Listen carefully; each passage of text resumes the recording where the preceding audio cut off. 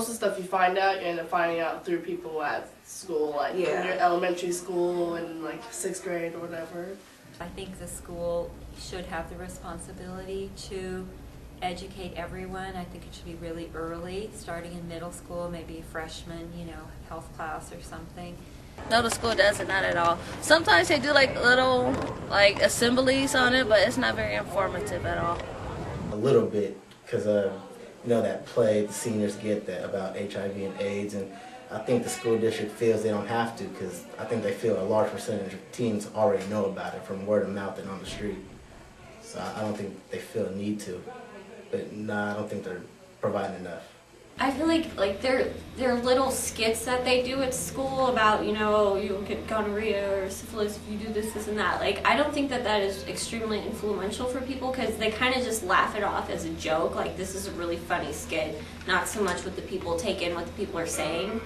I think it could be forced a little bit more, but then again, it's like, how much can the teachers really do for our school district when kids are going to do what they want to do regardless?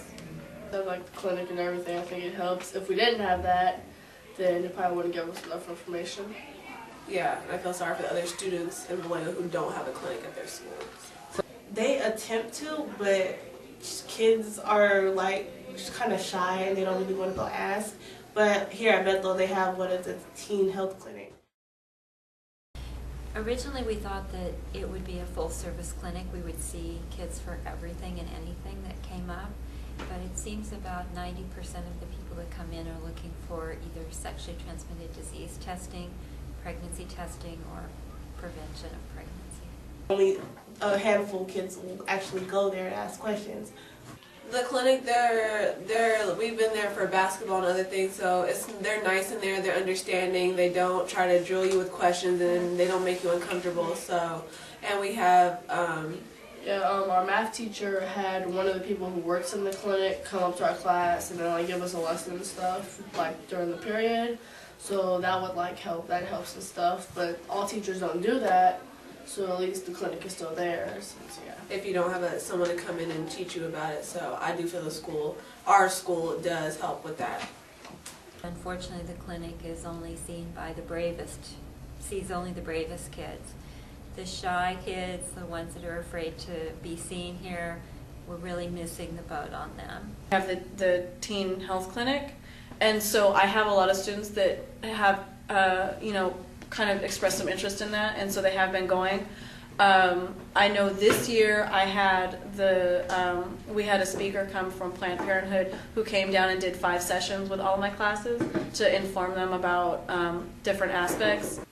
Well, now that they have that Kaiser Permanente, I think they have more information than they did in the past 3 years.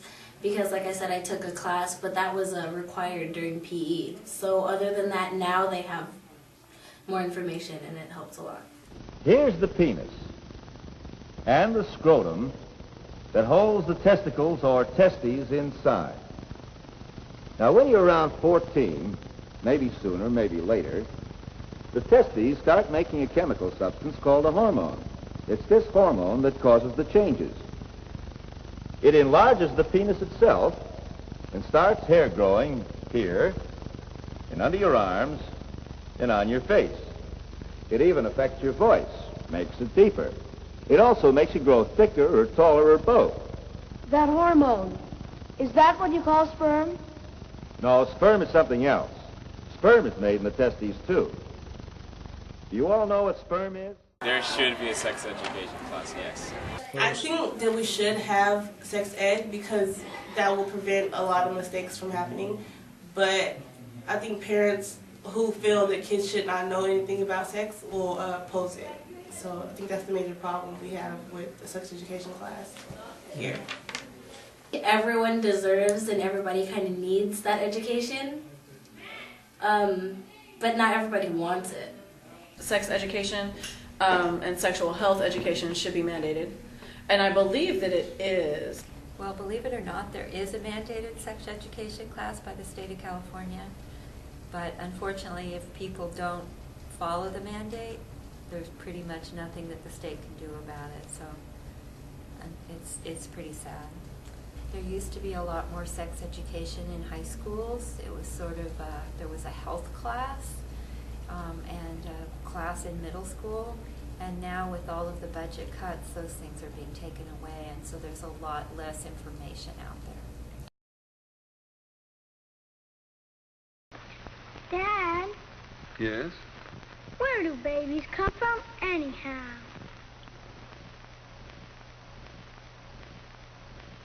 Well, I think it's really nice if a teen grows up in a home where there's a lot of discussion about sex. It seems like kids who are really doing the most experimenting are people who have misinformation and their parents have never talked to them about anything. And so I think probably the most influential would be the parents. Talk to my dad about sex. I don't talk to my mom because my mother's a pastor and she's like really strong about being a virgin until you get married. But my dad, he's like total opposite. Once in a while, we'd come across the subject, but we'd never actually talk directly about it. It's been brought up before with my mother. I don't really live with her, I live with my grandparents, but it has been brought up and she just says, you know, I can't stop you from doing it if you are going to do it, but I want you to be protected. It's kind of awkward when we talk about it, but I know right from wrong. It was one of those things where you're sitting down reading a book and they go back you in the corner and go, okay, we need to talk about, you know, have the talk about the birds and the bees type thing. They were just serious about it. It wasn't like any jokes or anything. They were just serious about it, and it was just a short, small conversation. The birds and the bees, or whatever they call it, they try to do that with you. And yeah. My dad would just tell me to be careful, and my mom I really can't relate to, but I think she would tell me the same thing, or she would tell me not to do it, or do things to prevent me from doing it, like keep me in the house and prevent me from doing things. I'm just assuming that some parents might be able to do more harm than good. Honey, we need to talk. About sex. Yeah, we think you should be having it, sweetie. A lot of it. Get up there and nail everything you can. If it's got a pulse, you should be wrapped around it. What if I get pregnant? So what? You should pop out all the kids you want. Absolutely. Yeah, we can leave them in the shelter, dump them in the street, whatever. Some adults are so scared of teenagers having sex that they would rather push abstinence and a lack of knowledge than they would like to face reality that it's possibly happening. All in his pamphlets Meg brought home from school, sex turns straight people gay and turns gays into Mexicans. Everyone goes down a notch. This is nonsense. You can't force abstinence on kids. Lois, what possible harm can abstinence do? Abstinence is a voluntary restraint from indulging a desire or appetite for certain bodily activities that are widely experienced as giving pleasure. In this case, abstinence is not having sex.